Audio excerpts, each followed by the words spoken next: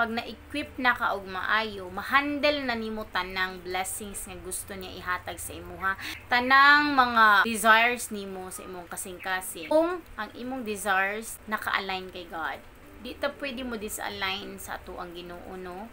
Di ta pwede mo disalign nga magbuot-buot ta sa atong plano. Kailangan sa gyud ta mangutana sa atong Amahan kung tama ba ni nga plano, Lord, o ako ra o ako ra ganahan ani, kung maupod ba ni imong plano sa akong kinabuhi. So kailangan ta mangutana kay God kung kanang imong plano, maupod ba ang plano ni God sa imong kinabuhi, para naka-align jud ka sa plan ni God, para dili ta madugay. Kay kung wala ta naka-align sa plano ni God, yes, wala ta naka-align, kana gani mo disalign ka, kanang wala na ka sa linya ba, nga nang mura gani kag nahiwi na ka, so dili mao. So kung wala ka naka-align sa plano ni God, mubalik ka sa agi. So magbalik-balik ta ani.